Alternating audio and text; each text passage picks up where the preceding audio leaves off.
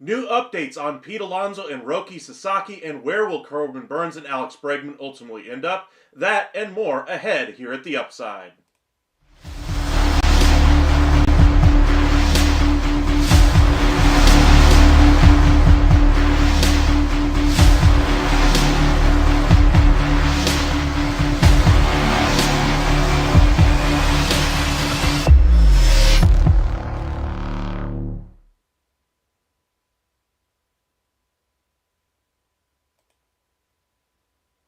And welcome in, everybody, on a Thursday evening. Hopefully you guys are having a great one out there. Quite a bit of news today as far as some rumors that are kicking back into gear. MLB is back and is doing some business, and we'll get into all of those headlines today. But if you guys are new here, make sure you guys hit that like and subscribe. You guys did a great job getting us over 2,000 subscribers the other day. Let's see how high we can get this thing. Maybe we can even cross 2,100 by the end of the year. Thank you guys for hitting that subscribe, and let's get it started. First and foremost, what's new with Pete Alonso? That's what everybody was really talking about today. John Heyman said there are as many as 7 teams that could be a fit for Pete Alonso. First and foremost, let's take that with a big grain of salt. He mentions teams like the Rangers. He mentions teams like the Angels. He mentions several other teams that, while on paper look like they could use an upgrade at first base in Pete Alonso, but in reality, there's no reason why the Texas Rangers are going to try to clear payroll space to bring him in after they've already addressed first base by bringing in Jake Burger. The Angels are in love with their prospect Shanuel, even though he had a down year compared to what Alonso could possibly bring them. There's no way they're going to give up on the future of that young player for a guy that they're going to have to pay $25 to $30 million at first base. That's going to be a declining player by the end of that contract. So let's take a big grain of salt with some of the rumors we heard today. I get it. It was a slow Christmas break. You didn't really have a whole lot of signings. We did get a flurry of activity right before Christmas. But I believe almost all the rumors I saw today, we can take with one big grain of salt and say these are very much unlikely, very unlikely spots to actually have these players ultimately go. I saw several New York Yankees quote-unquote reporters saying that they were going to ultimately bring in Carlos Correa today and Gleyber Torres today. Take all of those things and just realize where your sources are coming from. Saw a lot of fake information out there, and I hope you guys were able to wade through it more successfully than I was in the beginning. It was very difficult to track down some of these reports, but I'm glad to say we got the actual information for you here. So make sure you hit that subscribe, and let's dig into what's reality on the market. Are there more teams than just the Mets out there for Pete Alonso? Absolutely. Pete Alonso is a very good first baseman. I'm not saying he's, not just a minimum player. He's still a very good first baseman in Major League Baseball. The Mets currently don't have anybody hitting behind Juan Soto, the biggest contract in professional sports history right now. They have Lindor, then you've got Soto. Then you wonder if maybe they'll put Vientos there behind Soto. I think it'd be better for them to go after Pete Alonso. They've had 2 celebratory dinners, one out in L.A. and one in New York to celebrate the Juan Soto signing. That being between the owner, Steve Cohen, the GM, David Stearns, and the agent, Scott Boras. That news coming from John Heyman. Apparently, there was several conversations that had discussed Pete Alonso along those celebratory dinners. Got to understand that with Boras still being the representation there.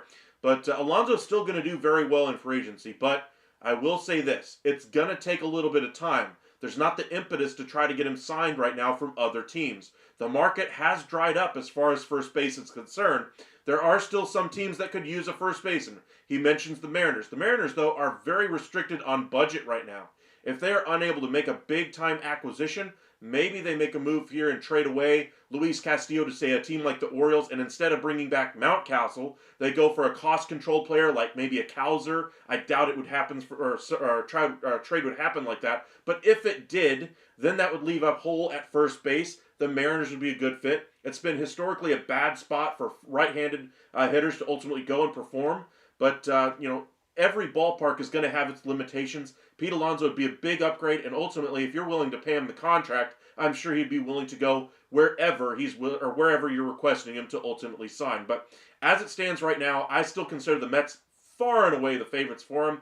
I told you guys, though, a couple of days ago, with all these first basemen coming off the market and all these teams that could have been a fit for Pete Alonso, one team in particular I thought was a real contender here that was kind of laying in the weeds for Pete Alonso was the Washington Nationals. Ultimately, they make the trade for Nathaniel Lowe. I think that's a good deal for them. They save some of their powder for next offseason when they will go gangbusters in free agency. But I think that really dried up one of the main teams that was in there for Pete Alonso. I think he goes back to the Mets. I still think he's going to get a very good deal. I just don't think it's going to be the same deal that we were thinking it was going to be a week or two ago when Ken Rosenthal said it was going to be 6 for $180.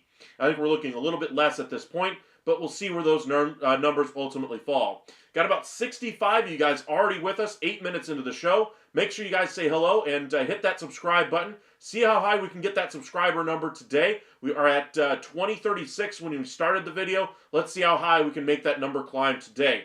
Got quite a few people already liking the stream. Thank you guys for doing so. The super chats that you sent us over the last couple of weeks, really do appreciate the outreach you guys have given us, the outpouring of support. Thank you guys. Has been very helpful. Let's go ahead and check in on some of the comments out there. Welcome in Paul, Doc, Cowboys Nation, Rafe, Rich, and Holly.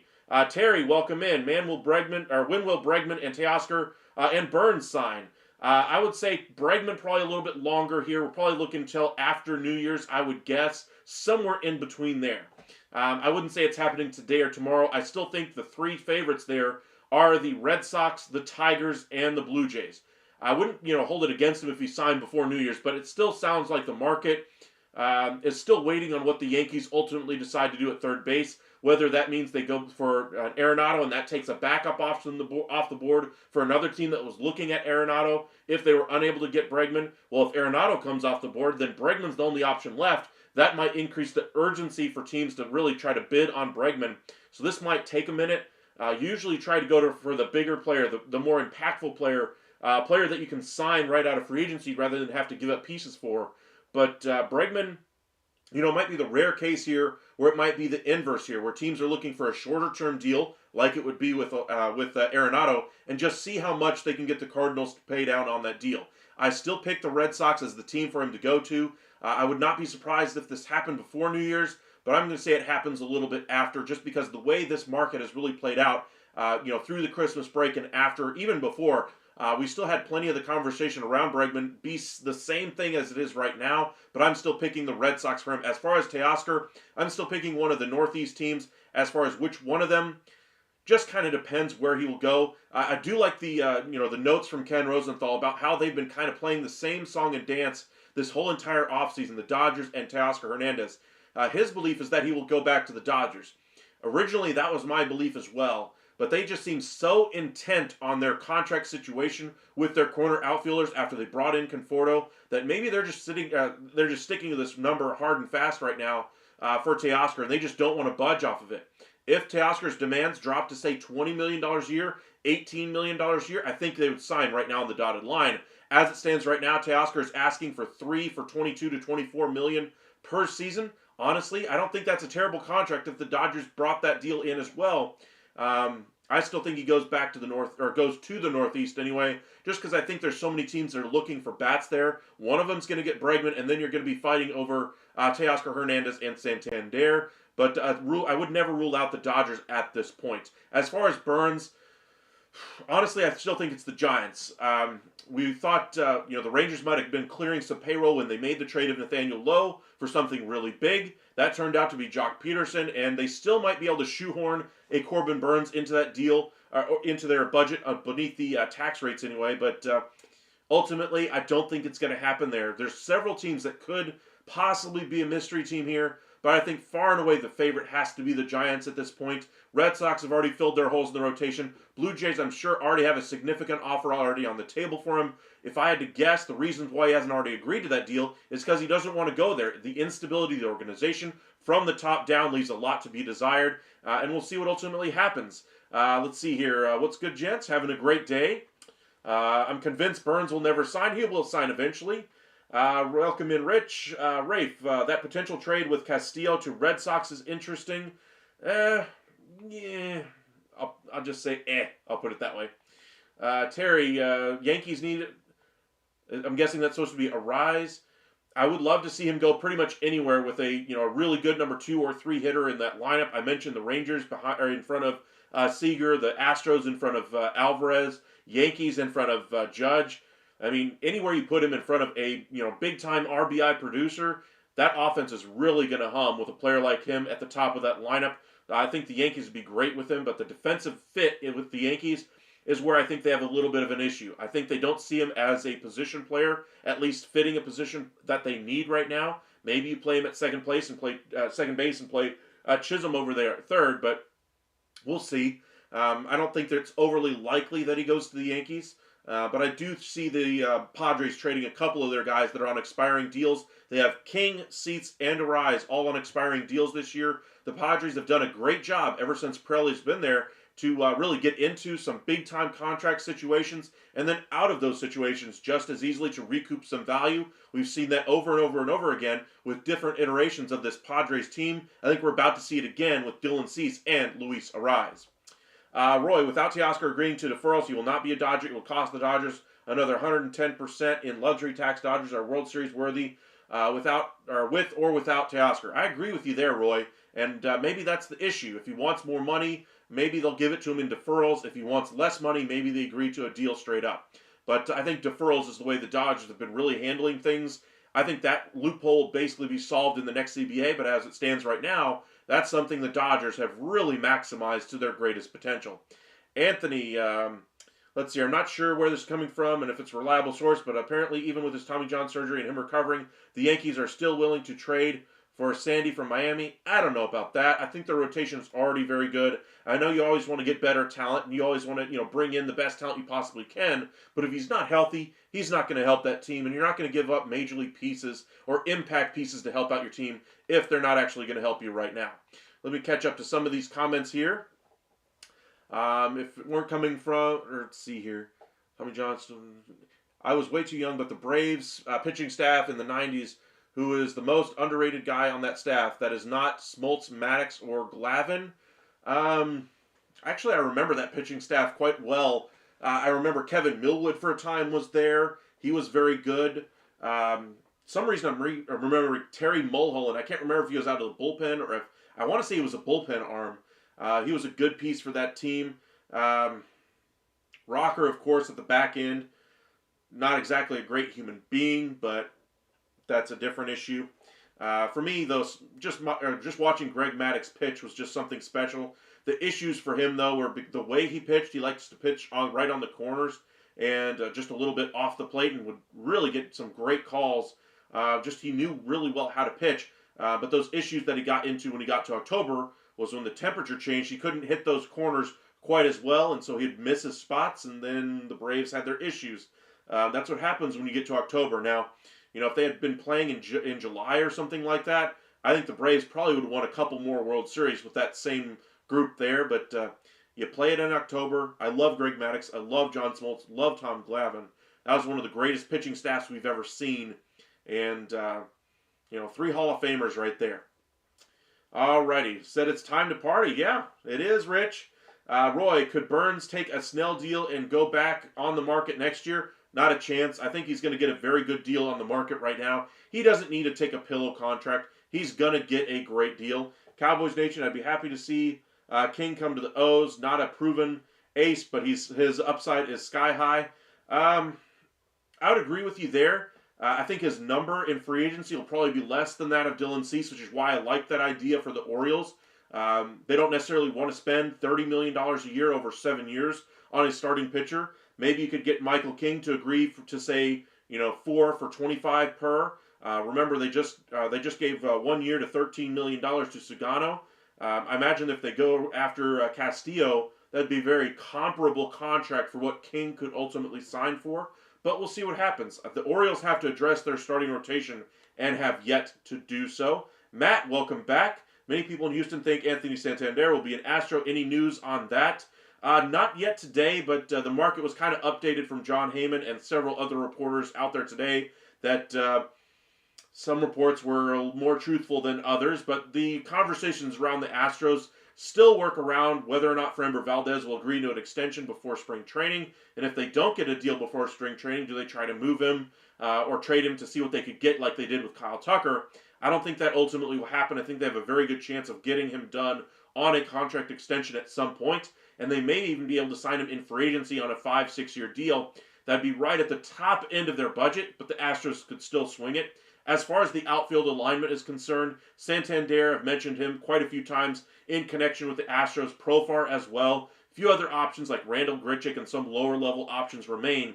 But it sounds to me, the way the market is looking, it's going to come down probably between the Blue Jays and Astros for Santander.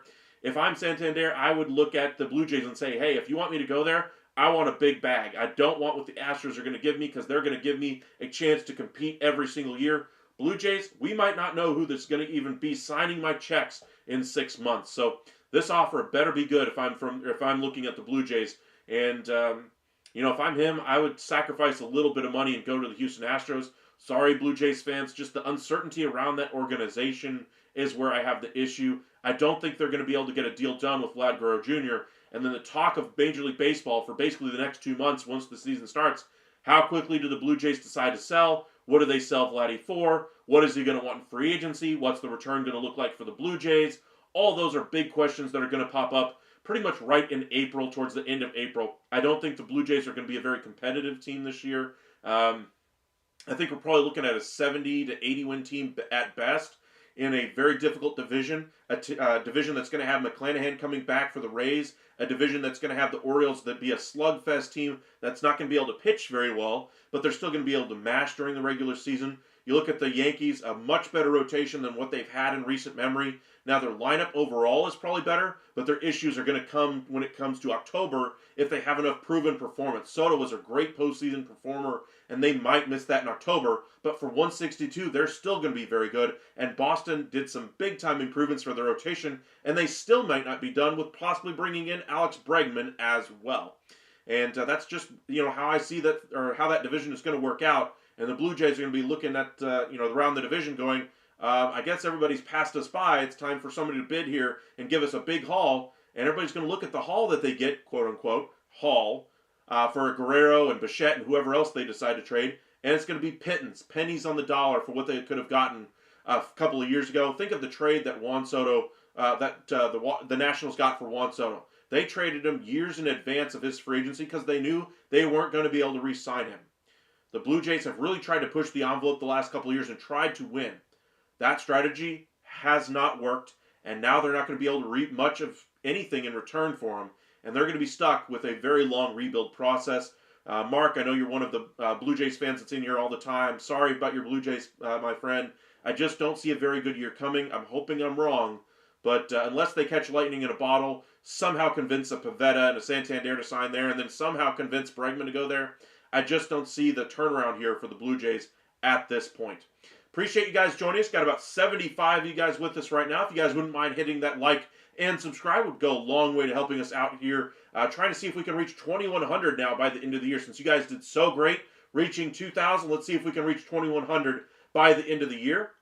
Let's check in on a few of these other comments. Rafe, do you think the Rangers are pretty much set with the rotation, or could they give Leiter another year in AAA and trade for a solid one-year guy? I think the rotation is pretty much set with one big caveat, and that, of course, being Roki Sasaki. If Corbin Burns ultimately decides, hey, I'd really rather go to Texas and wants to shoehorn himself in there contractually, then of course they could do something like that. I still think Andrew Heaney would be a great fit on this line or in this rotation. I think they'd rather have him than John Gray at this point anyway. They just seem to really love his stuff. They've shown it time and time again when you get into the playoffs. He was really their first guy they would go to outside of the ones that they were rolling with, Eovaldi and Montgomery. Heaney was that third starter for them in the postseason. Ultimately, though, I think he's going to get a better contract offer somewhere else. My expectation is probably the Cubs are the team that tries to land him. I think he'd be a great fit there, with one notable exception being the home runs might be a bit more of an issue there in Wrigley. But as far as them giving a Leiter another year in AAA, I think that ship has already sailed. There's no way they're going to have him pitch the entire season in AAA. If for some reason he stumbles out of the gate and he's not able to perform at the big league level in spring training, maybe they let him start in AAA to begin the year. But I don't think it's going to last long. I think he's probably on the big league club at the latest by mid-May, and then he's going to stay on that major league roster the entirety of the season. I think it's just time to get him up on the big league level, and if he's not ready, or if you're looking for a big-time bullpen piece, like Mason Miller, the trade idea that we floated out there a couple of different times, Leiter, I think, would be a great candidate to go out there to Sacramento A's anyway, as part of the return there. If you really wanted to build a quote-unquote super team this year and just really load up on, pitching talent, I really like Leiter. I'd love to see him in that rotation to start the year. But if he's not ready, I could easily see him in that AAA rotation in April. But again, at the latest, mid-May is when he should be on the Major League club at the very latest. They're not going to add a one-year contract guy. I think even if they went for a guy like Andrew Heaney, I think they're looking 2 years, 25 at the least for him. They're not going to go just for a one-year guy unless it's for a minor league non-roster invitee, and they just keep him there for depth in the minor leagues. Welcome in, Greg. Appreciate you joining us. I think it's the first time I've seen you in our chat. If you guys are new here, hit that like and subscribe. We'd greatly appreciate you guys joining us. Has a team ever been more dormant than my Twins? Painful offseason so far. Lots of needs, but no urgency. I feel for you, Greg. I am also a Twins fan. Rangers are my first love, but I grew up with the Twins as, well, I say my first love. They are my first favorite team right now, my number one team. But my first ever favorite team was the Minnesota Twins. I grew up in South Dakota for the first few years of life. My team and my dad's team was the Minnesota Twins. And so, Kirby Puckett, Chuck Knobloch, and the rest of that group there really enjoyed that team. I remember Eric Milton, Brad Radke, all those guys. I really enjoyed the Twins back then. But you look at the team now, they're stuck with financial salary issue hell, I guess is the best way to put it. I think they're looking at different trade possibilities right now. They're looking at a change of ownership as well. They're not going to be looking to spend in free agency. We saw the financial issues really, kind of hamstring themselves last year, and it's going to be even more impactful this year. They lose Kepler, of course, now in free agency, and I just would be curious to see what the next steps are for the Twins. Trading Correa makes a lot of sense right now, both from an ownership perspective and for the team. Clear off some of that salary, even if you have to eat, say, 30, 40, 50 million of that deal. Just see if you can free up as much money as you can to make it more attractive for a new owner to come in, recoup as much assets as you can from Correa. Even if it's the greatest contract you've ever signed for a free agent in franchise history, it's ultimately not going to work out for you. Small market teams do not do well spending at that level in free agency. And as much as he helped you the first year, I think it's going to be a slow, winding trail down. I think this needs to go into a rebuild for the Twins at this point. I don't think it's going to be a quick retool either. I don't think they have the talent on the Major League roster, and they don't have the pieces coming in the minor leagues to be a competitive team, even in a very winnable division.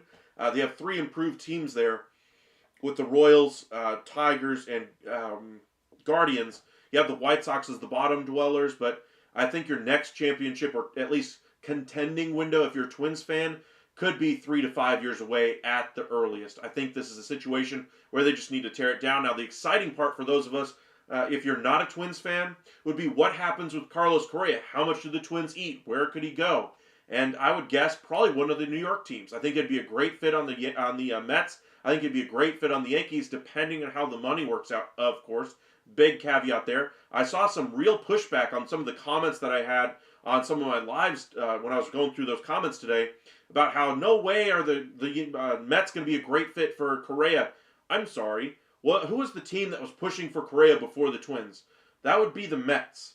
Who was the team that was looking at Correa as a difference maker in a very similar situation if you bring in a top flight free agent? And then kind of the cherry on top would be Carlos Correa. Oh yeah, that was the Mets. What was the issue the Mets had? It was the issue with the long-term money. They have a significantly shorter deal with the Twins. 6 years, 200 is ultimately what the deal turned into instead of a 10-year pact with the Mets.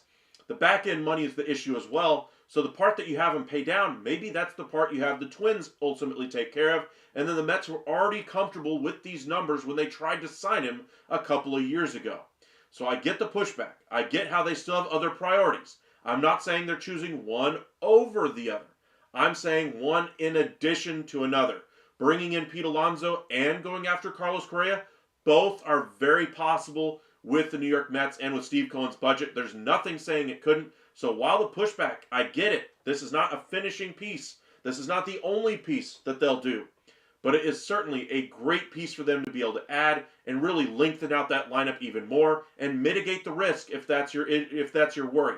If the injury does crop up and all we thought about his knee was ultimately comes true and he ultimately has to go into retirement because he can't play anymore. I get the issues, but figure out a way to get it to work because I think he'd be a great fit on this team, really bring some leadership and just kind of some stability there at third base. I think they already have some great pieces there, but you're talking about trying to win a World Series. Are we talking about trying to play Brett Beatty there or whoever else you might want to play there this year? Or are we talking about trying to win a World Series in 2025? If that's your goal, going after Carlos Correa makes a lot of sense to achieve that goal. Now, do I want to block some of these younger players in the long term? No, but I'll cross that bridge when it comes to it. For instance, you look at Starling Marte. They're going to have to eat almost the entirety of that salary right now to be able to move him off of this roster. Their goal is to ultimately get a bullpen arm back. They'll be happy with a 7th, 6th inning type of a pitcher. But that cost is all Steve Cohen is going to have to eat, and then they can get something like that in return. Who's to say that couldn't happen here with Carlos Correa? And like I said, this is not the only thing that those teams are going to do. Maybe they still bring back Pete Alonso. I'd still think they're going to add another starting pitcher along the lines. I think they're going to try to add another bullpen piece. But this would not be the only thing that they would have left to do and just say, time to pack it up, we're done. This is just one more piece to help them push the envelope a little bit further to make them better than the Los Angeles Dodgers, to make them better than the Philadelphia Phillies. The Phillies have the better rotation right now in that division.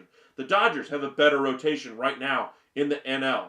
You look at the lineup, I would still say the Dodgers have a better lineup than what the Mets have right now. You bring in Carlos Correa, you bring back Pete Alonso, becomes a much closer race there, and you're trying to win a World Series here. The NL is going to be very difficult. You have 3 to 4 really good behemoth-type teams out there, Dodgers being my favorite to win the World Series. Mets right now, the number 2 spot, Phillies in 3, Braves in 4, Padres in 5.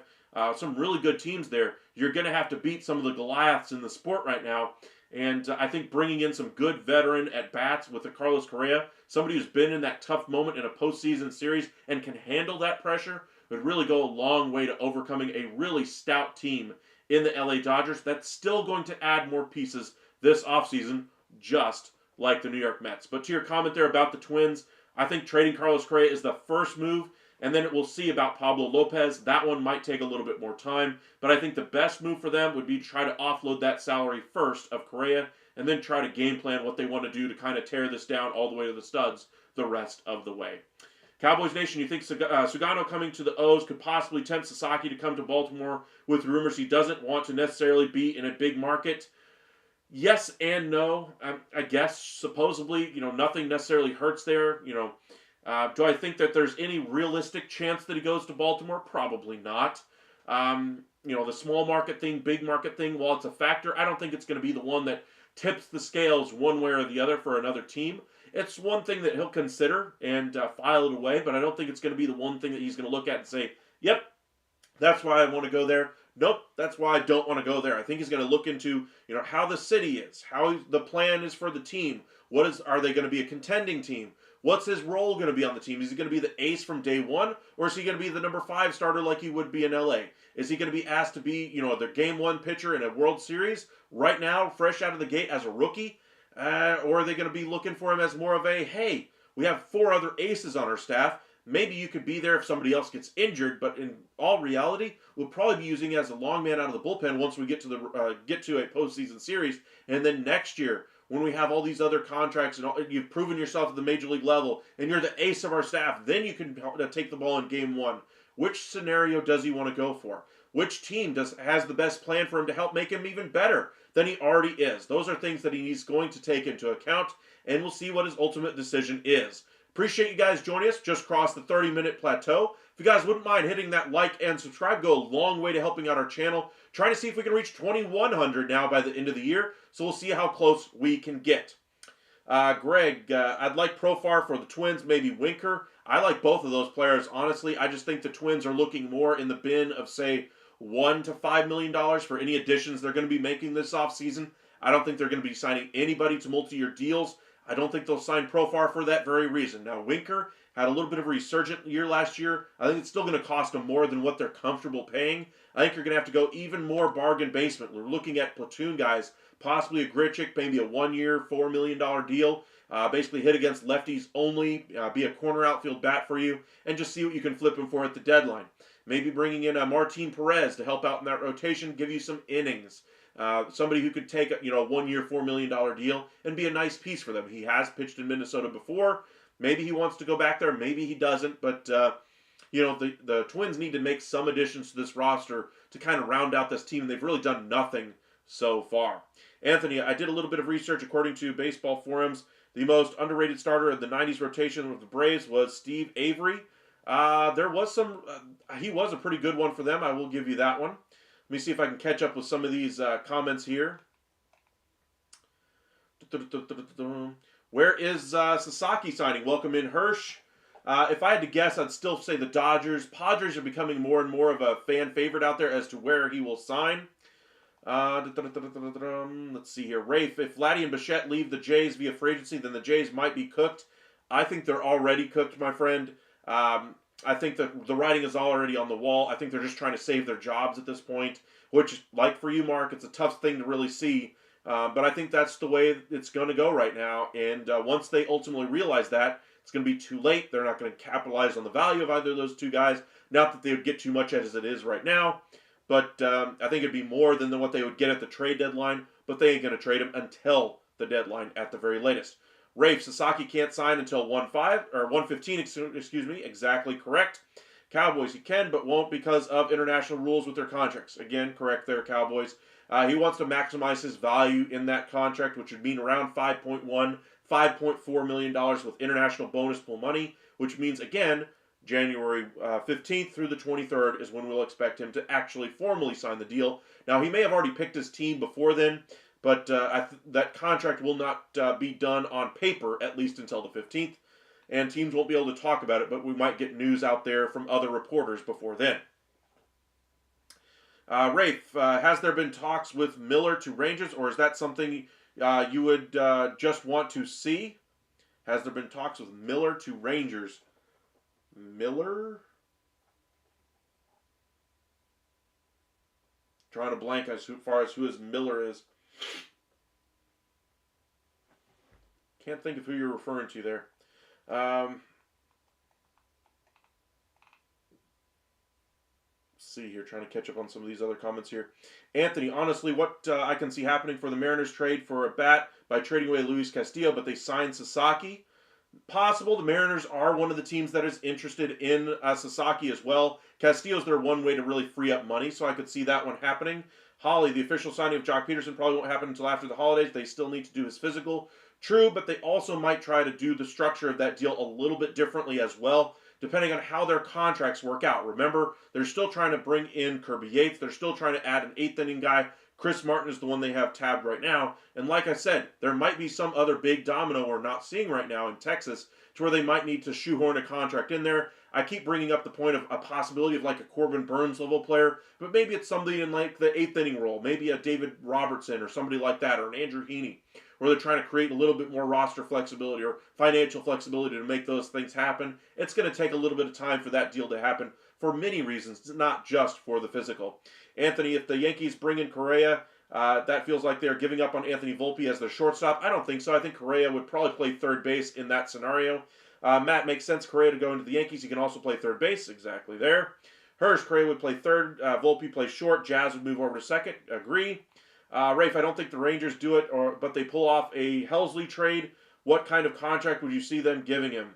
The trade itself would probably be 2 prospects. I saw a couple of different ideas out there. Mitch Bratt and another minor league prospect in the 20 to 30 range in exchange for Ryan Helsley. I think Kirby Yates, though, is far and away the more likely option at closer right now. And if they want to go after Chris Martin as the 8th inning guy, I don't think it's going to be a big contract. I think it's going to be a heavily incentive-laden contract because of the injury track record for Chris Martin. He said he wants this to be the final year of his career this year. So I'm expecting maybe a 1-year, $4 million guarantee with maybe $6 million in incentives. That would be something the Rangers could shoehorn into their budget and still be able to make some other additions at the trade deadline if they wanted to, or add somebody before the start of the season. But as for Helsley, say they miss on Yates for whatever reason. Say the Tigers offer him 2 for $30. Not going to happen, but say the Tigers offer something crazy like that the Rangers aren't willing to match. Then maybe they go after Ryan Helsley. If they wanted to sign him to a contract extension, I would want to see how he pitches on the team first. Bullpen arms are notoriously mercurial. 1 year they're great. Another year they have a 5.5 ERA. Their strikeout numbers are in the tank and their walks are through the roof. That's what happens with bullpen guys, and I want to see him prove it on my own team before I'd give him that type of contract. I'd still have to make the trade first. So again, Bratt and another prospect is what it would cost me in the beginning. And if he goes to free agency, he goes to free agency. The cost of the trade wouldn't be hugely onerous to lose those prospects to get a closer for 1 year or however long you're able to retain him if you get a contract extension done. Mike, welcome in. Does it look like the Diamondbacks might be forced to trade either Alec Thomas anyway, or Jake McCarthy? Possibly, but I don't think forced is the correct word here. I think they have some good depth options there, but they've been having those good depth options in the outfield for 3 years now-ish. That's part of the reason why they traded Dalton Varsho. They brought in Gurriel back in that trade, kept that same depth that they already had in the outfield, but they have some good young options coming. And maybe if somebody is looking for a bat, maybe a 4th outfielder type, Thomas or McCarthy could see themselves on the way out of town.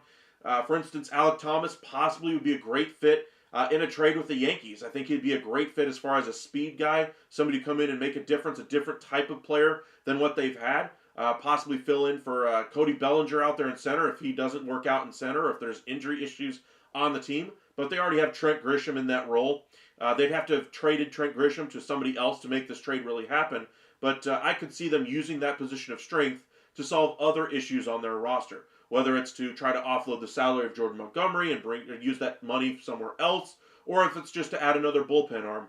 The Diamondbacks have been fairly active this offseason, and I figure they'll still try to add around the periphery of this team, but I do agree there. They have the depth out there in the outfield to where they could make a trade if they found the right fit. Hirsch, at least the Mets didn't rob Peter to pay Paul. I would agree there. I mean, the Mets have so much money because of Steve Cohen. They're willing to spend the money to be able to get wherever they want to go. They didn't mortgage their future by trading for trading their prospects that they just acquired in the Scherzer and Verlander deals to be able to acquire the talent that they have right now. And I think that's the way they should continue to operate. Try to stay in free agency as much as they possibly can and use their most valuable resource in Steve Cohen and try to build out this team and keep that prospect system strong during this time. So we'll see what they decide to do here as we get closer to the start of spring training. We're a little under 2 months away from the start of pitchers and catchers reporting. So make sure you hit that like and subscribe. We're going to keep you guys informed all throughout the hot stove season. Every single day from here on out, we will have a live for you guys around 9 o'clock. So make sure you guys join us here at The Upside. Thank you guys for liking the video, hitting that subscribe button. Let's see if we can reach that 2,100 subscriber goal by the end of the year. Thank you guys who have joined us and sent those super chats. Let's keep it going here. Greg, Correa is an astonishing defensive shortstop. My eyes were open big time once he joined the Twins. Yeah, he's a lot better than what you originally think if you aren't paying attention to his game. I just don't like the bravado he really played with the Houston Astros. Made it hard for me to cheer for him. I loved it for the Twins because it was the first real legitimate free agent signing that they've had. Didn't love the player, but it really gave some legitimacy to the Twins. But we see how that's worked out. It's a little bit of an albatross, and now they're just trying to shed as much salary as they can in order to sell the team and make it as appealing, I guess, financially as they can. But Correa would probably be the first piece to go to get that done. Rafe, I see the D-backs missing the playoffs again. I think they're on the outside in, or looking in right now as currently constructed. My 6 teams going to the playoffs. You're looking Dodgers, Brewers, and Mets are the division winners. The wild cards for me are the Phillies, the Braves, and the Padres right now. I think the Diamondbacks just miss.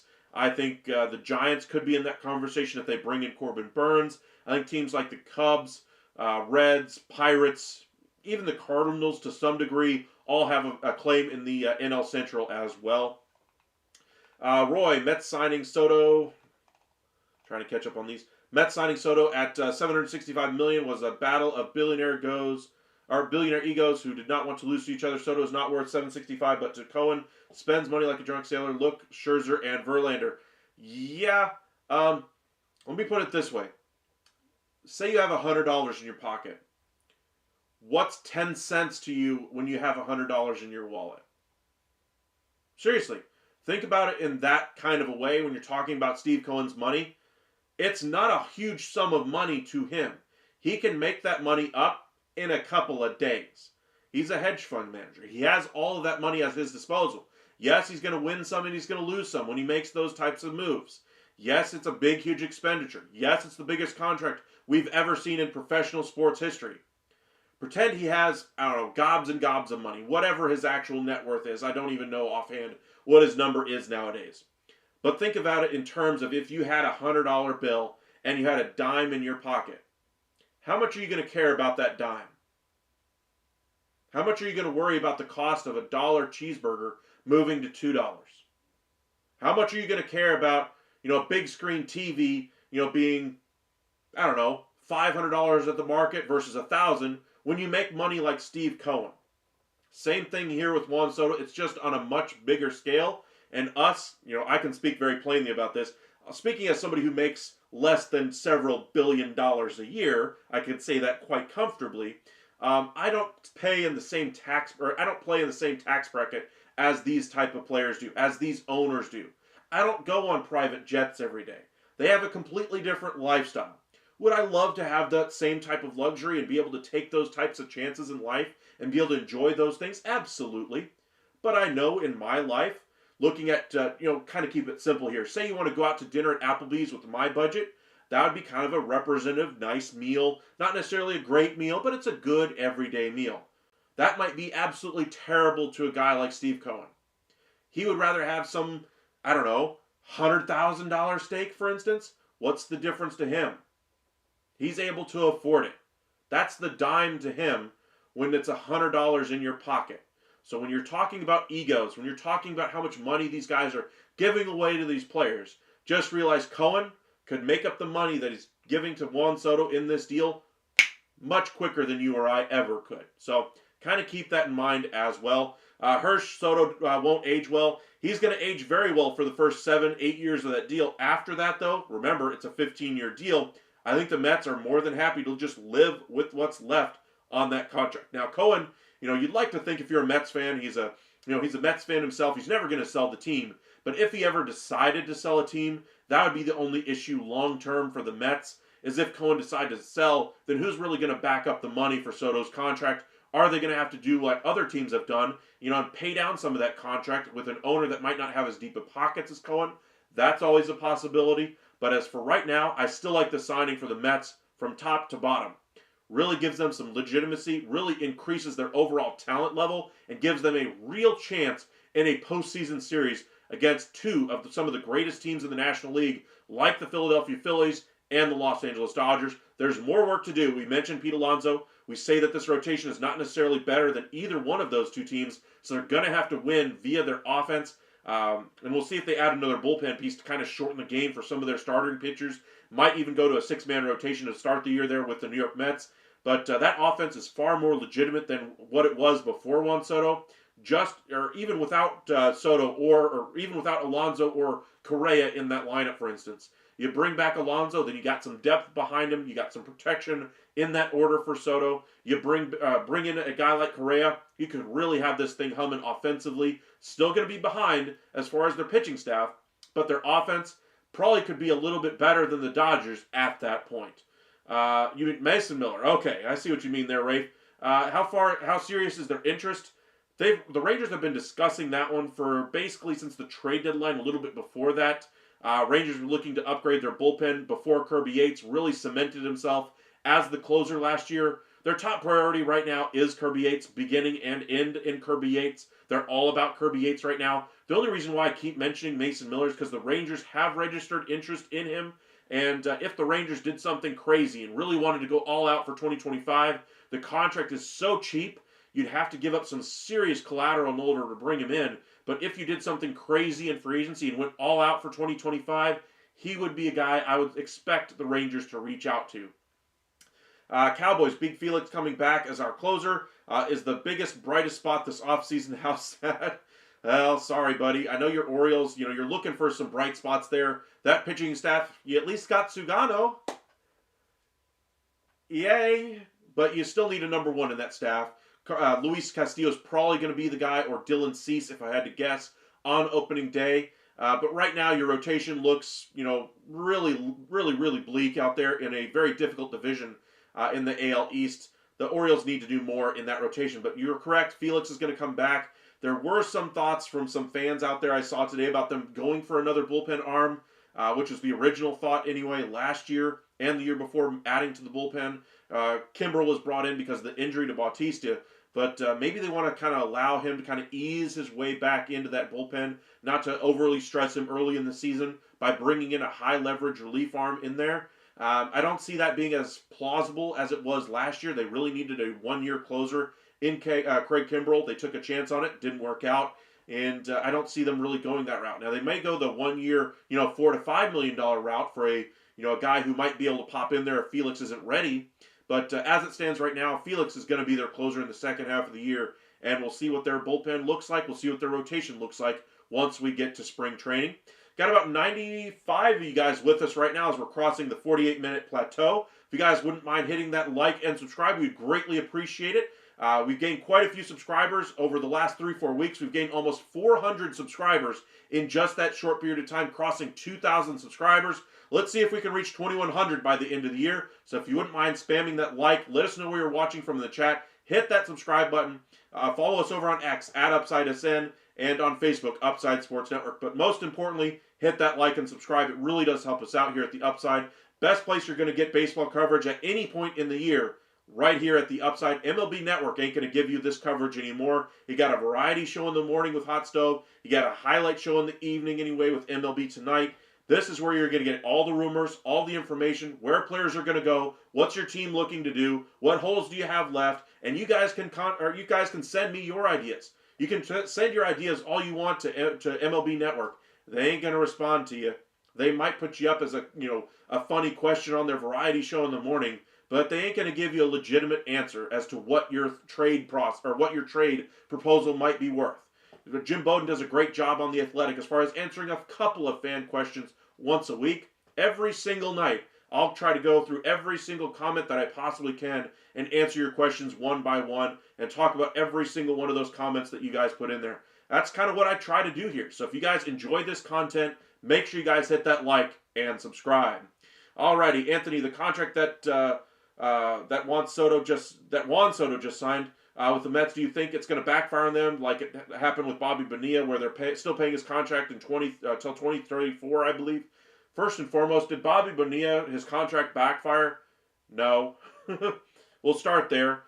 Yes, is it kind of funny when you see it's Bobby Bonilla Day? Sure, but now it's something fun for the fan base to enjoy. Is it silly that they're still paying him all the way to 2034 or whatever the year is? Sure. Does it matter a hill of beans to the Mets? No. It's $1 million. It's a lot of money to me. It sure ain't a lot of money to Steve Cohen. He was comfortable buying the Mets with that contract on the books. He's a super fan of the team. He's willing to spend $765 million on Juan Soto, and I imagine if that deal ultimately turns out bad, then he's still willing to pay it. He's trying to win. He's trying to get his team a championship, a World Series, and he's willing to go all out for him. I'm sure every single fan base would love to have an owner as deep of pockets as Steve Cohen. The Mets are lucky enough to do so. Whether you think that's fair or not, it's just the way the cookie crumbles. Like I've been preaching the last couple of weeks, parity in the sport is very, very high, especially on the American League side. And yes, there are different ways to build a team. Yes, you can spend $765 million on Juan Soto. Or you can go the cheaper route and do what the Guardians have done and continue to go about building your prospect pool, keeping those salaries down on your team, trading away players before they hit free agency to maximize their value, and go about it that way. There are several ways to build a team. It's not a cookie cutter process. Every team does it differently. No team is more right than the other. Every year it's different. Every year we see teams that do it both ways, get it very far into the postseason. And we'll see what happens in 2025. We'll see how the signing works for Juan Soto. Welcome in, John. Are the Yankees going to sign a second baseman and third baseman? I would say no. I think they're looking for one infielder, whether it be a second or third baseman. I think is more of the question there. Who is it going to be? I would imagine more of a third baseman at the moment. But the money is the issue right now with the Yankees. They're worried about compensation picks as well, qualifying offers, all that kind of thing. Question about the Hall of Fame. I'm a big fan of Felix Hernandez. Do you think he has the stats to get into the Hall of Fame? And was he ever considered one of the more dominant pitchers of his era? Dominant pitcher, yes. Successful, even with the wins issue, etc. Yes. Was he a Hall of Fame pitcher to me? Honestly, I would say he's in the Hall of very, very, very, very good players. Do I think he's in the top 1% of the top 1%? No. Is he in that top 1% of the sport? I think he's right on the cusp of it. I could see an argument both ways, but if I had a ballot, I'd probably be leaning no, at least right now. I haven't seen a convincing enough argument to put him over a guy like, say, Billy Wagner. I think he's been really given a runaround anyway by the committee, by the Hall of Fame voters. I think he should be in the Hall of Fame. I don't care, how short of career he's had. Compared to some of the other closers. He was one of the most dominant closers we've ever seen. I get the postseason issues, etc., etc.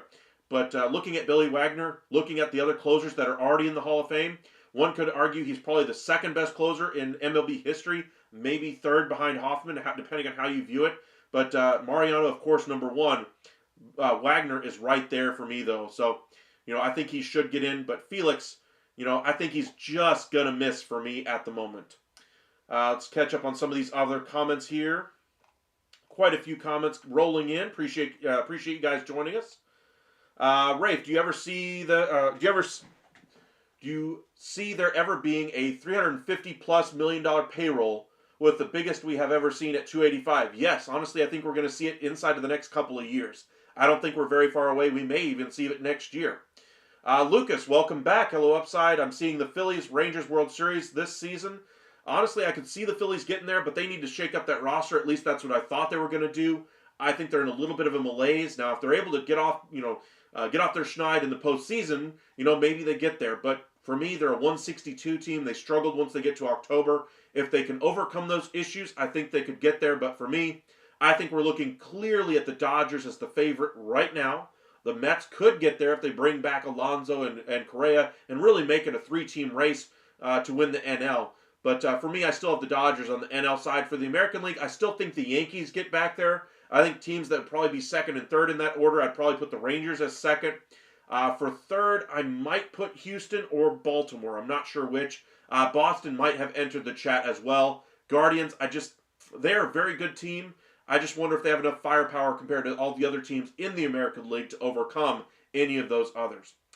Holly, when do you think players will start coming off the board? I think Kirby Yates could very well come off the board any minute. I've been saying that for the better part of 3 days now. But with the Christmas holiday, you knew nothing was really going to happen. I think the hottest name on the market right now, at least for the Texas Rangers, is Kirby Yates. They're trying to lock that one down. I would expect that one very, very quickly. I think that's one of the easiest ones to see on the market. As far as Corbin Burnes goes, I think it's an issue as far as the money that he's being offered and the teams that might still be in the market for him. Alonso's going to take a little bit, or take a little while. Bregman, I think, could take a week or two more. But I'd say the relief market is probably going to be the easiest to get going here before we get to New Year's. All right, Rafe, Cohen just wants to win rings. As long as he still can make a profit, will do whatever it takes to make the Mets win. Honestly, I don't think he cares if the Mets make a profit. He's doing everything he can on the business side of things in his actual life for financing his hobby. The Mets are his thing. He's a super fan of the Mets. He's not worried about churning out a profit in New York. I think he still will. I think they're going to start printing money after what he's done to help build up this team and the performance they did last year and what was thought to be a retooling season, getting all the way to the NLCS. Just great job last year anyway by the Mets all the way around. Now you bring in Juan Soto. Expectations are going to be significantly higher, and I think they're still going to add some more pieces here. But Cohen, great owner for the Mets to ultimately get in there, and we'll see how far he's willing to go into the quote-unquote Cohen tax. Alex, welcome in. I don't see Burnes getting 245 plus. Honestly, I don't think that offer is on the table right now, aside from maybe the Toronto Blue Jays. I think the Blue Jays probably have a very similar offer on the table, say 8 for 240, but I don't think he's getting necessarily more than that. I think he's going to do more than Max Fried, though. I'd say the cheapest deal I could see him signing is, say, 7 for 210 somewhere. I still think Burnes is going to do very well in free agency. I do not expect him to sign a 1 year with an opt-out, like I've seen some of the comments suggesting. Lucas, it's not 10 cents and $100. 75 or 765 million is about 1/35 of his net worth. I mean, yeah, but I'm still not worried about that. He's the super fan. To me, 1/35 of his net worth, that's over 15 years. How much do you think his net worth is going to grow if he just put it into, just normal stocks and bonds instead of what he's been doing? He's going to be paying Juan Soto, what, $51 million this year? Think about it in those terms. His net worth versus $51 million. His net worth next year versus $51 million. His net worth the year after that with $51 million. I get everybody sees that $765 million number, but remember, that's over 15 years. Put that money into some type of an account, some interest-bearing account, and just let that money grow all by itself. You take the profits off it, you give the rest to Juan Soto. You think Cohen's going to do pretty well on that deal? You think he might make a little bit of interest off that $765 million he's going to set aside for Juan Soto? You're darn right he will. And I wouldn't worry too much about the money here for Steve Cohen. I think he's going to do just fine.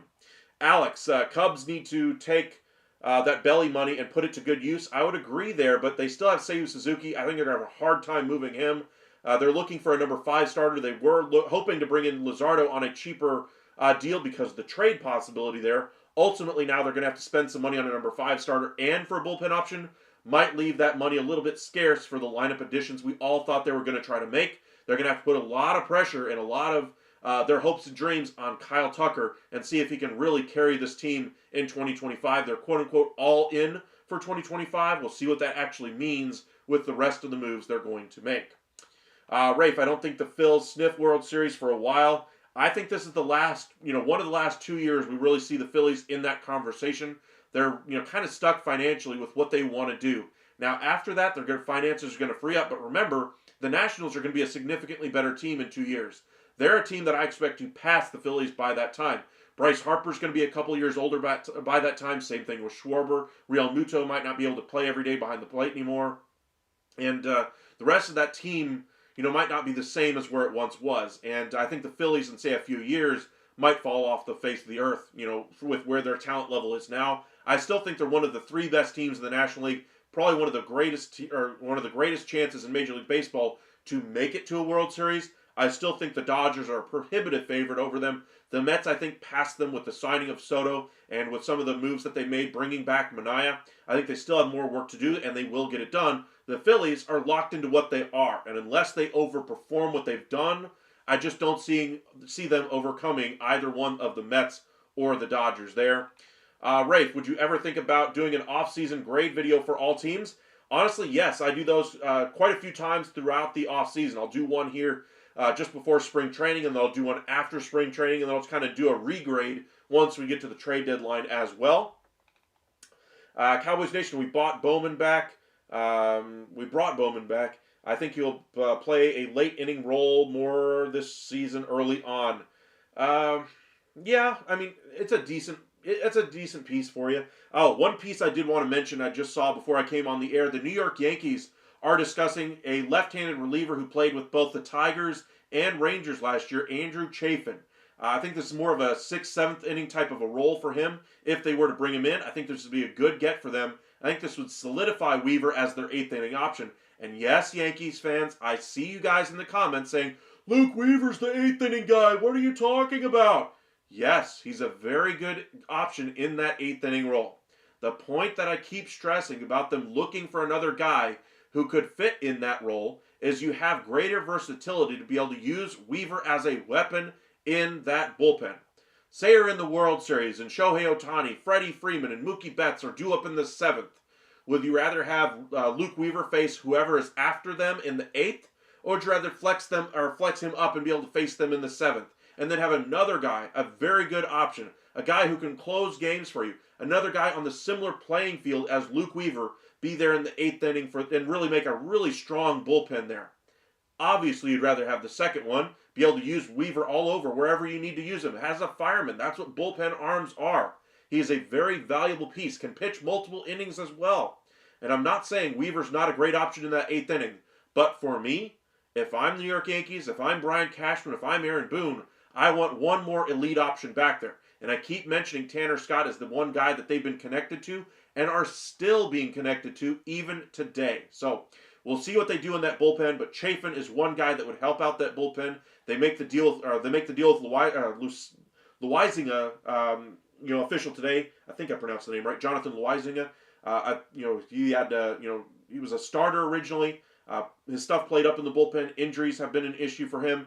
That deal became official. There is a role for Chafin in that bullpen, but for me, I still would be looking for an elite 8th inning option.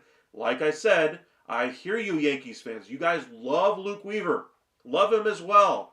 But I would rather have him have that versatility, be able to come into the 6th inning, maybe pitch through the 7th, and then you turn it over to the 8th inning guy, at that point, or even use Luke Weaver in the 8th inning and move whoever you bring in, like Tanner Scott, to the 7th, and really build out that bullpen.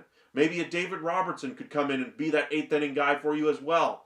I would rather have that bullpen than whatever other option, an Andrew Chafin or whoever they might have, instead of the guy they would be signing to fill that role. That's all I'm trying to say here, is that the Yankees have a chance to build a really dynamic bullpen here. We talk about them losing Juan Soto and their team overall being better. Their rotation is better. Their defense is better. Their lineup 1 through 9 is better. Their bullpen is better. But once they get to October, the difference really could be having Juan Soto's bat in there. He played up to the moment. Are these other pieces going to be able to rise to the moment and accept the challenge and meet that challenge head on and succeed in those situations?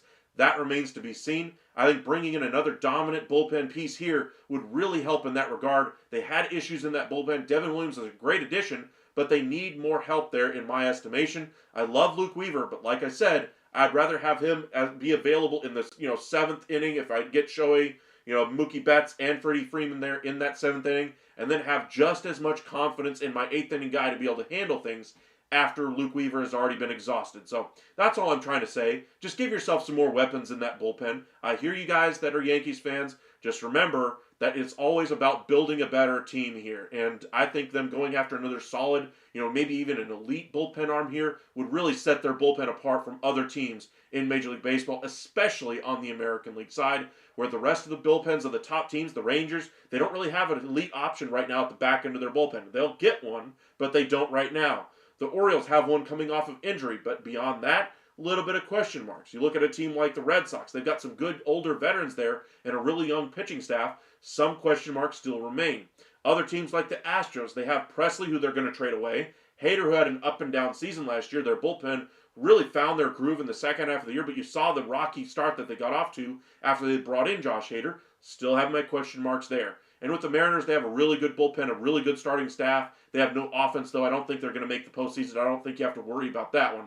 But for the Yankees, if they could get another elite bullpen arm, I think that could really set them apart in the American League. Alrighty. Just jumped into this cast for the first time in a few minutes ago. I'll subscribe to take a look. Thank you, Christopher. Appreciate you joining us. Got about 80 of you guys with us right now. If you guys are new here, make sure you guys hit that like and subscribe. Really appreciate you guys joining us. Trying to reach 2,100 by the end of the year. So if you wouldn't mind helping us out, reach our goal, smash that like and subscribe. Tell us where you're watching from. We'd greatly appreciate it. Let's try to catch up on some of these comments here. Rafe, how many more rings could you see us getting with Simeon Seager before they're gone? Honestly, Texas got their first one in, 50 years since being in Texas? It'd be greedy to ask for another one, but hey, who isn't greedy when we're talking about a team that could still contend for a World Series on the American League side? Like I said, I think the Yankees are still the favorite to get to the World Series. Getting there is half the battle for me, and we'll see what they decide to do here. But, I really like the way this team is coming together. They still have to add some more pieces to that bullpen. They still have more work to do there. It remains health and whether or not this lineup can get back to what they were, 2 years ago, or the year they won the World Series. They had so much injury and regression offensively last year. It's not just going to be getting these guys back and healthy that's going to push them back over the top and to win the division. Those bats have to be better. Love the signing of Jock Peterson from an offensive perspective. I wonder about the fit from a roster construction standpoint, though. Defensively as well, I have my questions there. But as far as how many more rings could I see us getting, I would say, I'd be as foolish if I didn't say they'd ever win. If I told you guys no, that they had no chance of winning. I still think they're right there on the American League side. I'd say if you're hoping for the best case scenario here for Texas, as a Rangers fan, say they get to the World Series, lightning in the bottle, it works out, you win the World Series this year. That's one. Do I think they have the ability to repeat? Probably not. I'd love to say they do, but I just don't see this team being able to play that consistently well enough to get a World Series back-to-back years. So I think best case scenario, if you're a Rangers fan, you're hoping for one more, maybe two more World Series out of this Bochy, Seager, Simeon, DeGrom, Eovaldi group. After that, though, you're going to have Odolis going out the door, Eovaldi's going to go out the door, DeGrom's going to go out the door, and it's going to be the new guys taking over, the Wyatt Langfords of the world, Ezekiel Duran, Josh Smith, Evan Carter, Kumar Rocker, Jack Leiter. Those players are really going to take over, and if you get Roki Sasaki, he would be your frontline starter as well. But for right now, I think best case scenario, if you're a Ranger fan, you're hoping for one or two more. But again, don't be too greedy. You just got one, first one in 50 years. Is it likely that they'll win one this year? No. There are several other teams that have just as good a chance, if not better. Dodgers are my favorite to win the World Series, at least right now. Cobra, you watch MLS? I saw this comment just as I was logging off yesterday, Cobra. I do not, unfortunately. I watched a little bit of it here and there, but I'm not a religious watcher of it. Cowboys Nation with Sir Anthony. Dominguez back there. I do like him in your bullpen as well. Christopher, watching from Redondo Beach, California. Welcome in. Appreciate you joining us. I think it's the first one we've had from there specifically. Cowboys Nation, all that money and still can't build a winner. It doesn't just take money. You have to get lucky with injury, performance on the field, other teams, not performing in the clutch, all those kinds of things. But, at a certain point, money does help all things when you're trying to build a better team. Does it guarantee you anything as far as winning? No. It just means you're going to have a better team overall, top to bottom. Some of the better talent. It's just a matter of whether or not that talent produces. Welcome in, Willard. Appreciate you joining us. See if I can catch up on some of these comments here. Bottom line, Houston could surprise teams, especially if Astros sign Anthony Santander, which they could very easily sign him and another left fielder. Houston will be just fine. I'll agree there. I like the moves Houston has made. I still have question marks, though, as far as that rotation. I know on paper, they look like they all have the potential to be very good, but they all have the potential to have injury red flags. They all have bad performance in their past as well. None of them is an established ace right now. Framber Valdez, has his mercurial moments. He gets a little emotional on the mound. He reminds me a lot of Martin Perez, although Perez wasn't exactly the same pitcher here as Valdez. I think Valdez is a higher ceiling as an ace-level pitcher when he keeps his emotions in check, which is why I like Houston's rotation. I just think there's some variables that need to be taken into account when you're looking at the Astros. I do like where they're at. I like their future. I like what they've done so far. But right now, their prospects are next to none. The pieces that they were able to bring in for Tucker, I love those additions. I love the signing of Walker, but I do agree there Santander would be a nice piece for them. And for me, bringing in Santander, if the Rangers don't bring in Kirby Yates or another elite level option, I would probably amend my pick to the Astros winning the division. But I think Texas is going to add an elite option back there. And even with Santander coming in, I think they're a lesser team than what they were last year with Bregman and with Tucker in the outfield. And while they're a good team, I don't think they're the same behemoth that they were when they started this run of 7 straight ALCSs. And might be the beginning of the end of a World Series contending team in a couple of years. But I think they've opened that window a little bit further for at least this year and maybe next with the trade of Kyle Tucker bringing in Paredes. Good evening, D-Rod. Appreciate you joining us. You love Tony Tater, but I have my doubts. He's as productive going forward as last season. Great human being though. Gotta love Jock Peterson as far as the homers he brings. I do think his career year that he had in Arizona was probably going to remain his career year, but I think he's better than what the Rangers had at any point as far as offensive weapons outside of possibly Corey Seager. Simeon was a down year. Young wasn't healthy. Langford was a rookie, just getting his feet wet. Garcia was injured all year. Carter was as well. But you got to hope for the best with Jock Peterson and the offense really playing up. I think his presence in that lineup and in that clubhouse is also going to help their hitting as well. Let's see here. D, 4 levels of Major League Baseball player, in my opinion. First ballot, Hall of Fame player, and everyone else. First ballot would be guys to me like Ken Griffey Jr., Mariano Rivera, the easy ones, Randy Johnson, Pedro Martinez, Ichiro Suzuki, those type of players. Hall of Fame player is going to be players like, Larry Walker who get in eventually, or Scott Rowland who get in eventually, those type of players.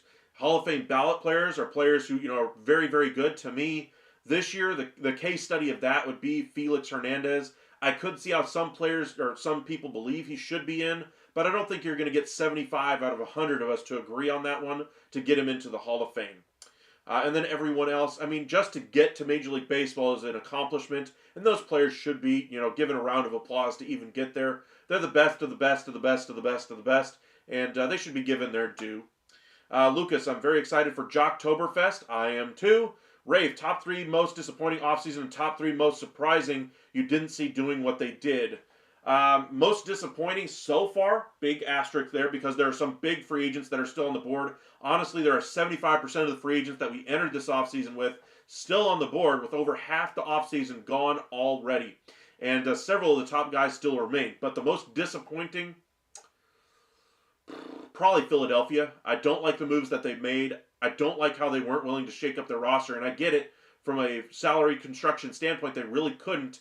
I think they've set a really unreasonable price on Alec Boehm that kind of made their situation even worse than what it would have been.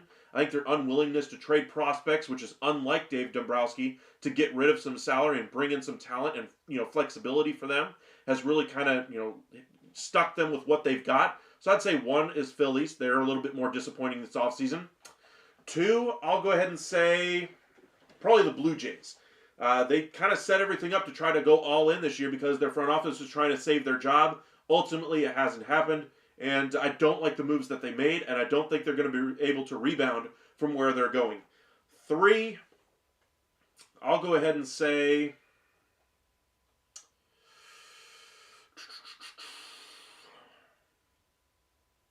a lot of teams have had really good offseasons so far, filling some holes. I'm going to go ahead and say Baltimore, strictly from the standpoint of they haven't addressed their starting rotation in a satisfactory enough way to be able to make them contenders in the AL East. They don't have a number 1. They're going to get bounced early in the postseason. They're a great 162-game season team right now, but we already knew that coming into the offseason. They've done nothing to raise their ceiling so far. In fact, They've done everything in their power to lower it. Losing Corbin Burnes in free agency by, in all likelihood, bringing in Sugano is a very good wild card for them. But they need a number one at in that rotation, and for me, that would be the most disappointing as well. Most surprising, number one, I'd probably put the New York Yankees with how they pivoted after losing Juan Soto. Gotta love the moves that they made. Still incomplete, but love the moves that they've made so far. Two, most surprising, the Chicago Cubs. Not necessarily for a good reason, but surprising that they've decided to go all in for 2025 and risked a lot on 1 year of Kyle Tucker. Big surprise there. I don't know if it'll work. Honestly, I don't think it will in all likelihood, but surprising was the question, so I'll put the Cubs. Three, I'm going to go ahead and say the San Francisco Giants. Just the turnaround with the difference in that front office is really where the surprise begins for me. Farhan was unable to bring in top-level free agent year after year after year after year. Fail. That's why he's not there. You look at the platoon issues that they, ultimately tried several times over with Gabe Kapler and others afterward. Didn't work. All Farhan Zaidi. You bring in Buster Posey. You immediately bring in your best free agent that you brought in the last 5 years at any point under Farhan Zaidi by getting Willy Adames 7 for 182. You still might be able to bring in Corbin Burnes, and then next year you're going to have money to go after Kyle Tucker, Bo Bichette, Vlad Guerrero Jr., whoever else you want to bring in. So that would be my number 3 team, most surprising, that I didn't have it seeing as much of a successful offseason. D-Rod, no one in Texas hates on Kirby Yates, LOL. Kirby Yates was signed as a 1 year, $4.5 million deal. We were not expecting him to be very good for Texas. Maybe a 7th inning option if things work out. Maybe he's an 8th inning option at best. He overperformed everybody's expectations last year. That's why nobody down here really says anything negative against him. He's a good option in the bullpen right now. Now, that is coming off of some down years that he had before due to injury risks, of course. He's an older pitcher. Is this performance what we can expect going into next year? Big question mark. But he's earned the right to be able to get the deal that he wants in free agency. I think he's going to get at least a 1 year, $13 million deal or a 2 year, $22 million deal if he wants to secure a little bit longer term contract. Let's see. Cowboys Nation, nothing with our O's except with same disappointments and watching young cheap talent go to waste. That's my worry there, my friend. Tommy, welcome in. I'm a Mets fan, but wouldn't you agree that the Yankees have made way better moves to counter losing Soto? Yes and no. I think the Yankees are better in the 162. I think we'll have to wait until the postseason to see how the loss of Juan Soto really affects them. Do those players that they bring in rise to the moment like Juan Soto did? Or do they shrink and ultimately need to go after a player who can handle that moment like Juan Soto did? I think they're better overall. I think their rotation is better, their defense is better, their lineup construction is better, and I think their bullpen is better. But there's still more work to do. I think they need to bring in an impact bat, and I think they're not going to get it at this point because there are issues with finances. We'll see what they do. I appreciate you guys joining us. Got about 82, 83 of you guys with us right now, crossing the 1 hour and 18-minute threshold. If you guys wouldn't mind hitting that like and subscribe, trying to reach 2,100 by the end of the year. So we're very close to getting there. We started this video with 2036. Let's see how high we can get it by the end of this video. Let me see how many likes we have at the moment. Got 48 likes. We've got over 75 people in here. Come on, guys, hit that like if you haven't already. It really does help us out.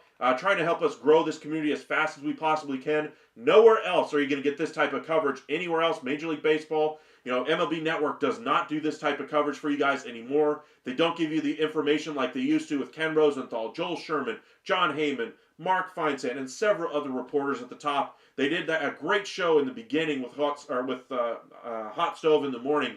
Now it's just a variety show. And at night, you're left with MLB Tonight, which is essentially highlights. They don't talk about your team, what they're going to do, the signings that could happen, where players could go, holes that remain on your team, what else might happen this offseason. They don't talk about any of that stuff, and that's something we all need to realize here. We'll see what happens the rest of this offseason around Major League Baseball, but every single night, we're going to bring you as much live coverage as we possibly can, and we wanted to thank you guys for joining us and subscribing here at The Upside. Try to catch up on some of these comments here. Got so many of them that just popped through, so I apologize if I miss them. My chat just went all the way down to the bottom here. If Padres land Sasaki, Cease is definitely getting traded. I think Cease is getting traded anyway. It's just the way Preller operates. He doesn't want to waste an asset for nothing. Holly, I really hope we can get Kirby Yates back to Texas. I agree. I think he's going to be back in Texas probably by the end of the year. I think before New Year's, he will be in a Rangers uniform once again. Michael, welcome in. Appreciate you joining us. DeGrom has to stay healthy this year. Absolutely. Nobody, I think, argues across Major League Baseball who's the best pitcher when all is healthy right now. That's Jacob DeGrom. He's the most dominant pitcher in the game when healthy. That's the question, though. Will he stay healthy? That has not been able to happen the last couple of years. And, we'll see if the Rangers can get a full year out of DeGrom. I think the best case scenario for DeGrom this year for Texas is probably going with a 6-man rotation to start the year, keeping him to 5-6 innings at most to start the season, maybe getting him to the 7th by the end of the year, keeping him between, say, 120 to 150 innings, somewhere in there, and then hopefully having him for a full postseason. I think that's an ideal situation for the Rangers. You got to plan on at least one IL stint, I would believe, maybe 2 with DeGrom. Be patient with him. You have a lot of injury risks in that rotation.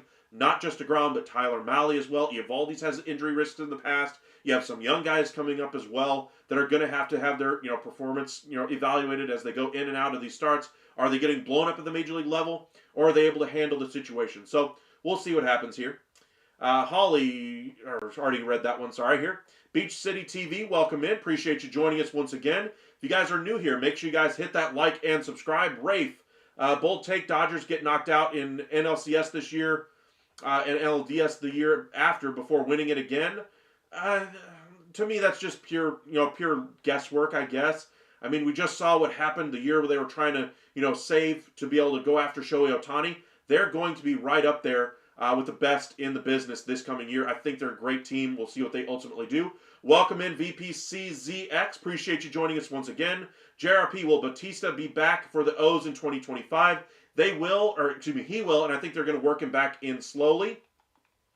Lucas, I think the Yankees win more games in 162, but Rangers, in my opinion, sweep them in the postseason setting. Rangers just have much more clutch dog in them. I would agree right now, but we'll see with the new pieces what they have inside of them once they get to October. Those are big games. Yankee Stadium is a different place to play. Rangers have done well in the when they won in 23, they did extraordinary on the road. But we'll see what they do in 2025. They haven't played a game yet. Would love to see another road sweep from the Rangers. That would be awesome. Michael Z, you're disappointed in Philadelphia. Is nice to hear as a Mets fan. Yeah, I'd imagine so. Let's see here. Cobra, I wonder why Padres haven't made any moves yet. Why haven't they traded Arraez or Cease yet? I think they're just waiting for the market to finish with Corbin Burns. Once Corbin Burns goes, then I think the market for Cease picks up. Once Cease is moved, then Arraez could pick up. Jose, welcome back. I think all free agents should sign by December 31st, and free agency should begin on the same day as the World Series parade. Hopefully MLB can adjust on the next CBA. Would be nice, but never going to happen, sadly. Christopher, MLB not going to change free agency rules because we're bored in the offseason.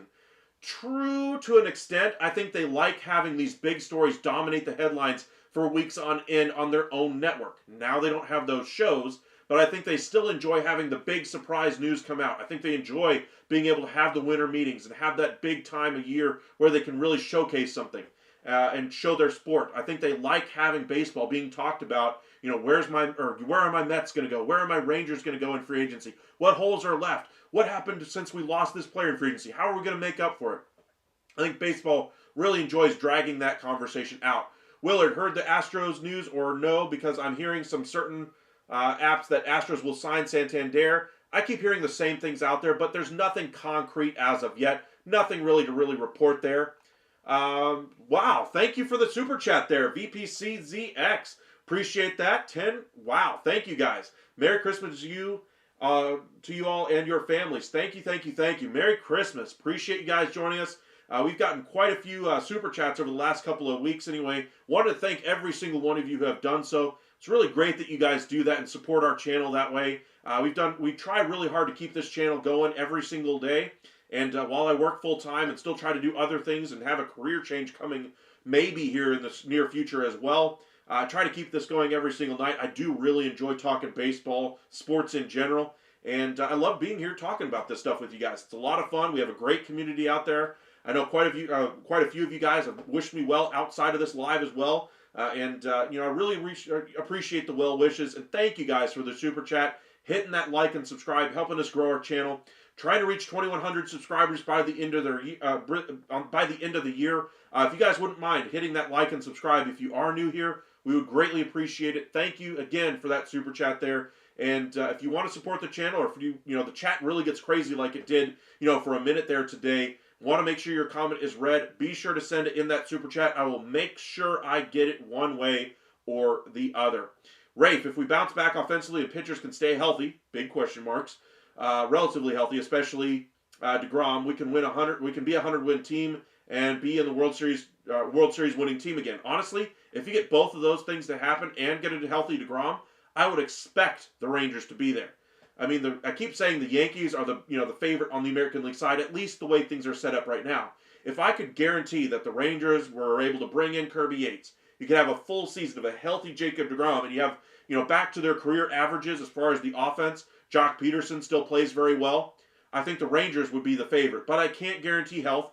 Yates has not been signed yet, and you don't know how the other pieces in that bullpen work out. The rest of the offense had down years last year.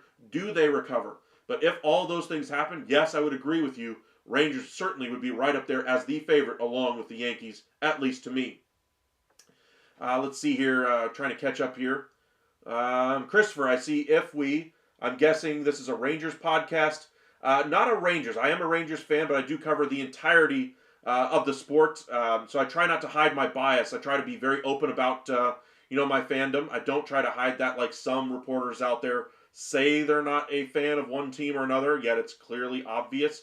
I like to let you guys know where I'm coming from, talking about these things with you guys. I'm a human being just like you guys. I have, favorite team, favorite player, etc. Players I enjoy watching both for their performance on the field, and I enjoy watching because of who they are as a person. Nathaniel Lowe, absolutely one of the most fantastic guys in the entire sport. Washington Nationals, you got yourself a good one. And I'll enjoy watching him play for the Nationals. I enjoy watching Martin Perez pitch for the San Diego Padres last year and the Pittsburgh Pirates. Great guy off the field. And honestly, I got to watch him pitch. I went to the Rangers game a few years ago, and I got to watch him in the bullpen. Got to watch him work anyway. He was one of my favorite Rangers after they lost Yu Darvish, and really enjoyed watching his career. And I grew up as a Twins fan early on in life. Rangers as well. Braves as well. Astros to a certain extent. Went away from the Astros during the Carlos Correa, George Springer years, but getting back to them now. Yankees at certain points I do cheer for, but I cheer for all teams at certain points. I think every person is really like that, though. One time a year you might cheer for the underdog. Another team you might cheer for the better team to win. If your team has something to try to get into the postseason, you might cheer for whoever your team is behind in the standings, whoever they're facing, you might cheer for that team. And I try to be very open about how I root for these things. All right, D-Rod, I don't think MLB Players Association will agree to free agency deadline. I agree. Players will lose lots of leverage. Yes, I don't think Major League Baseball is ever going to agree to a deadline of any kind. Willard, heard anything about Astros concerning their outfield? Plus, I've heard okay, you already said that one, Willard. I get you there. They are looking at outfielders. Santander is the best one they could bring in. I've heard a little bit of Teoscar Hernandez, but not too much. I would still lean Anthony Santander. Lucas, happy Boxing Day. Yes, indeed. You're about to head out. Have a great one, Lucas. Appreciate you joining us. We're about to head out here shortly, so if you have any questions, please feel free to send them to us. VPCZX, thank you again for that $2. How you feeling about the World Juniors? They're a lot of fun to watch, by the way. If you guys haven't caught on to the World Juniors yet, check out the World Juniors. I think they're still on NHL Network, but they're quite a fascinating watch. A lot of good competition anyway between Canada and the U.S. and a couple of the other teams there, or Canada and the U.S. anyway. But I really like watching the World Juniors just for the fun of it. Hockey is my favorite sport to watch live. Baseball and basketball probably my second favorite, and then football will be a distant fourth. Rafe, Santa better bring me a Cy Young, DeGrom, and an MVP Seager season. Here's hoping, right? Christopher, you've been unbiased. I'm watching the chat. Lots of Ranger Astro questions so far, so good.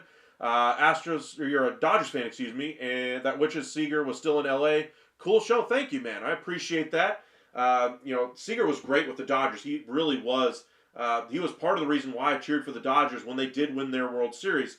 But part of it was that I think they were facing, what was that, the year that it faced the Astros? Or was that the year the Astros beat them? I can't remember. In either event, I was cheering for the Dodgers back when Seager was there.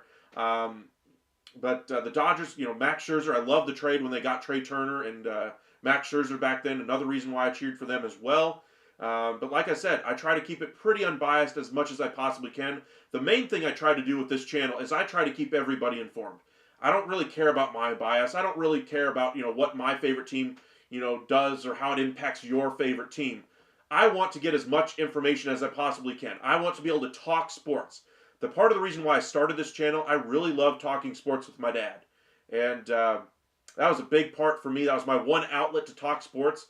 And, since I was a kid, I always talked baseball with my dad. I would talk football with my dad. Anytime I go over to the house, one of the things we always talk about is what's going on in the world of sports. And now I get to talk about, what's going on with my channel and how much you guys actually respond. When we crossed the 2,000 subscriber plateau, the first person I told, aside from my fiance, was my dad. So it was really cool getting to share that with him. And you guys make this a lot of fun, being able to keep you guys informed and stay as informed as possible about the world of sports. So as much as life might, get us to, stay busy with work or whatever else we might have going on with home, just being able to still have this outlet and be committed to it to stay as informed as possible so that I can come here and keep you guys informed as possible. That's really one of the biggest reasons why I do this. I just love seeing all the rumors that are out there. One of my favorite things about sports is just seeing all the different rumors, where players could go, where they could sign, what teams are looking for what. What's our lineup look like after we make this move? If we made this move, what happens if we make this trade? What's their trade value? What would you give up? What would you give up for this type of a trade?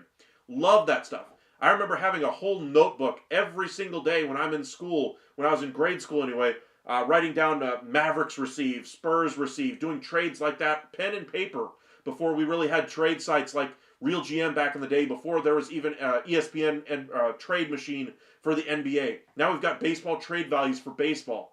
Those were what I was doing back when I was in 10, 11 years old, 8 years old even. And getting to do this now, I'm 34 years old and I still get to enjoy that aspect, something I really got to enjoy as a kid. My favorite, or my dream job when I was a kid, I would always say general manager of either the Texas Rangers or Dallas Mavericks. That was my dream job. I'm realistic. I knew it was never going to happen. But here I get to discuss all these things with you. And I get to enjoy keeping up to date on every single headline, every single rumor with you guys, discuss it with you guys. I get to hear y'all's opinions so you guys can correct me when I'm out my gourd, when I have an idea about something.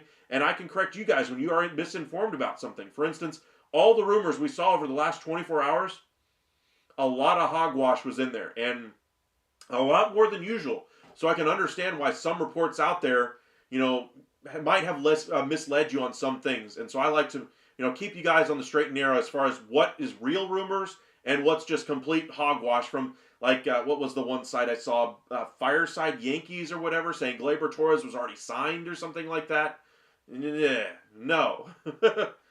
All right, let's go ahead and catch up on some of these comments in here. Welcome back, Rashad. I'm patiently waiting for Tigers news, and it's killing me. Absolutely. I know the Tigers are still in there for Bregman and Yates. Those are the two names I still hear them as far as guys they're in there at the top of the market for.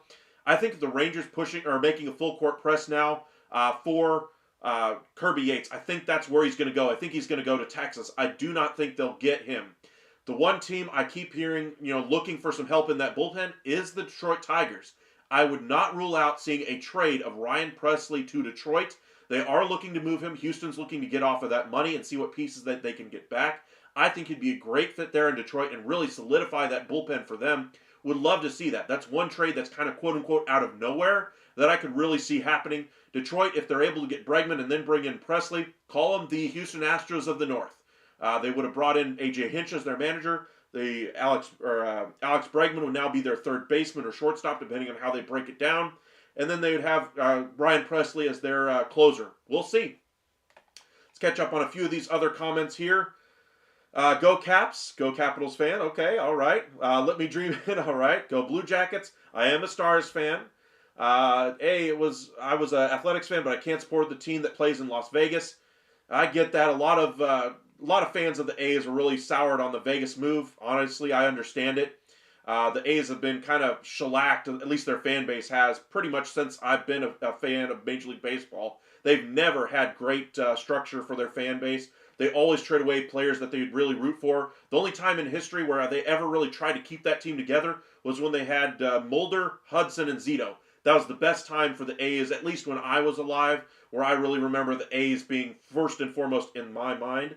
Nothing like hockey and playoff hockey. I'll try to tell NFL fans about that cry about rules, flags, added changes to turn on a hockey game. Yeah, hockey is absolutely fantastic. Go see a game. It's much better live. It's still great on TV, but love it live more than anything else. And another super chat. Thank you very much, Christopher. I appreciate that. That's very kind of you. You hit the like and subscribe button. Appreciate that. Keep it up. Sports talk with Dad or Grandpas are the best. No kidding, my friend. I mean, that's the best. To me, until the day I die, I will always talk sports with my dad. I would love to do that with my grandpa, but Papa Jack, anyway, has passed on, and I still try to do that with my dad. He would talk about the Vikings every now and again with his dad, so I make sure to bring up the Vikings with him. And this year, his Vikings are doing very well, and hopefully they can go to the Super Bowl. I know he's really hoping for a Mahomes versus Vikings Super Bowl. We get Mahomes, he's from White House, Texas. That's, 10 minutes from my house. So I get a lot of, Mahomes and Chiefs coverage. Honestly, the local radio station here in Texas carries the Chiefs game every week. Can you guess why? Yeah, it's Patrick Mahomes. Anyway, but sports talk with the folks, is really great. But getting here to do this every single night with you guys is another way to kind of keep my interest up and keep up to date on everything else that's happening. I could go to bed and sleep in early, but I would rather, or sleep in late. I'd rather do this with you guys. It's a lot more fun. I enjoy sports. That's why I do this. All right, VPCZX. I keep messing up your initials, so I think I got that one right. Deep down for me, I'll always love the Oakland Athletics. I can understand that one. I was raised a Yankee fan, but I wanted my own team. True. Rafe, Vikings whooped my Texans' tails. It made me turn the game off before halftime. Yeah, the Vikings are pretty good this year. Who knew Sam Darnold had this in him? Christopher, I was an A's fan, then that became a Dodgers fan on a $2 bet in 1975. Wow. My brother got the Reds. I got LA. Garvey homered blue cents. Wow. That's a long time as a Dodger fan, and I'm glad you're getting to enjoy your Dodgers now. It's been, 12 years now of success now for the Dodgers, and I think you're going to have several more years with Ohtani, kind of leading that team going forward. I'll kind of wrap it up here shortly anyway, but I might go see the Blue Jays, Red Wings, OSU, at OSU, and as a Canadian Blue Jackets fan, I will be in heaven. I mean, the Red Sox did just fire their head coach today. Todd McClellan is now the new bench boss there. I don't get a lot of hockey news on my channel anymore. No, I didn't get a lot of a response to it. I'd love to be able to cover the sport more. I really enjoy, all the ins and outs of the trade deadline, free agents, waivers, loans coming up and down from the minor leagues of hockey as well. The play on the ice itself, what the coaches are looking for, video, all that kind of stuff. I enjoy every single aspect of it, but there's just not much of there's not much interest in it, at least as of yet. As we continue to grow out these platforms, that may become something we do every single day as well. But you're going to get live baseball coverage every single night at around 9 o'clock. So make sure you guys, if you're new here, hit that like and subscribe. We'd greatly appreciate it. Trying to reach 2,100 by the end of the month, or end of the year anyway, which is 5 days away. So if you wouldn't mind hitting that like and subscribe, we'd greatly appreciate it. Let's go ahead and just catch up on these last couple of comments before we call it a night here. I do have a get to work early in the morning, unfortunately. It's the best live sport in my opinion. We've season tickets to the Caps and O's. Lucky guy. I actually just watched your guys when they came to town a couple of weeks ago. I miss watching Johnny Hockey play. Yeah, that story was absolutely awful for the entire sports world, not just hockey. That was just brutal. If you guys want to check out that story, don't want to get too much into it, but that was brutal. What happened to him and his brother. VPCXZ, I want California Republic to preserve Ricky Henderson Field. Ricky just passed as well, another tough thing. Navarro, I was 6, he took the big red machine. Alrighty. Yeah, your Dodgers are still pretty good, though. I think the Reds have a nice team, but the Dodgers clearly have the best future, at least right now, in the sport with Ohtani and all the money that they have flowing in after Ohtani ultimately signed there. All right, appreciate you guys joining us. Got about 60 of you guys with us right now. If you guys are new here, hit that like, subscribe. We'll be live again tomorrow at around 9 o'clock. Trying to reach 2,100 by the end of the month. So make sure you guys hit that subscribe. If you are new, we'll keep you guys updated as much as we possibly can on all the different news around the hot stove season and throughout the regular season once we get there. We are not going to miss a single day, so make sure you hit that subscribe and join us on this journey. Appreciate you guys joining us tonight. Follow us over on X at UpsideSN and on Facebook at Upside Sports Network. Y'all have a great evening. Merry Christmas, everybody, and Happy New Year.